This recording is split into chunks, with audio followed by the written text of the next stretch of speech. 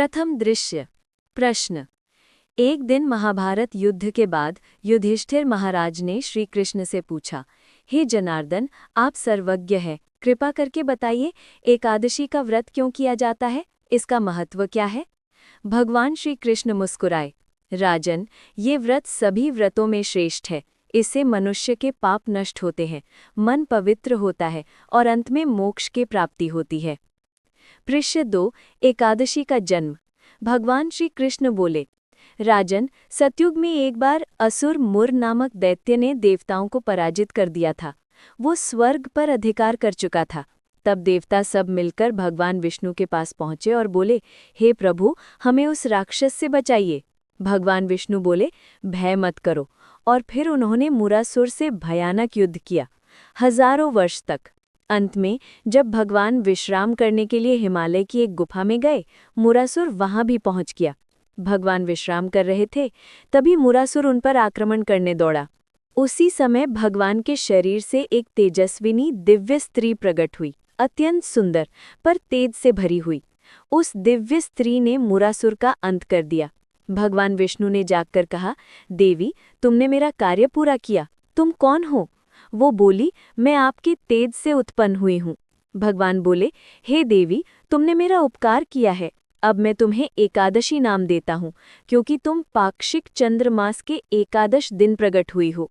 जो भी मनुष्य इस दिन उपवास करेगा, वो मेरे समान पुण्य का भागी होगा और उसके सभी पाप नष्ट हो जाएंगे।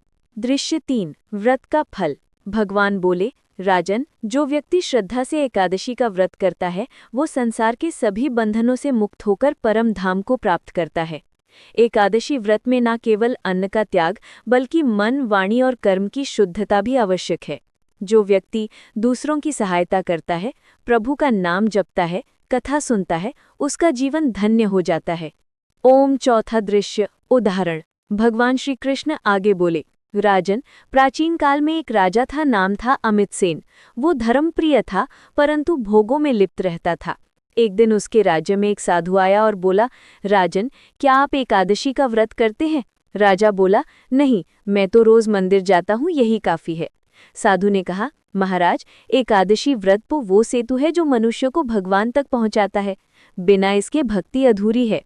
राजा ने जिज्ञासा से पूछा, क्या सच में इतना फल मिलता है?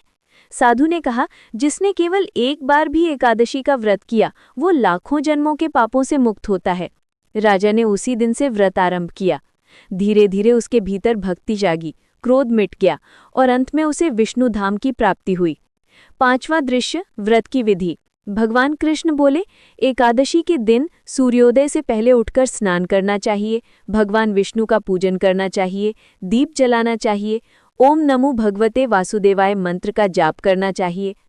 अन्न, चावल, दाल, मांस, शराब आदि का त्याग करना चाहिए। सिर्फ फलाहार या जल से उपवास रखना उत्तम माना गया है।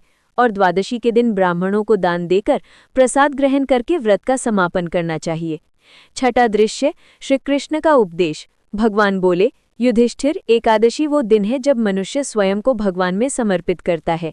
इससे आत्मा शुद्ध होती है और मनुष्य जीवन का सच्चा उद्देश्य समझता है।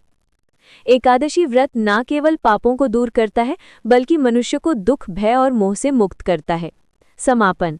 युधिष्ठिर ने हाथ जोड़कर कहा, प्रभु, आपने आज जो ज्ञान दिया वो सारे तीर्थों से श्रेष्ठ है।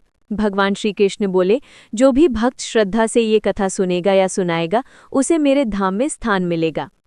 अंतिम मंत्र। एकादशी व्रत की जय हो, श्री हरि विष्णु भगवान की जय हो।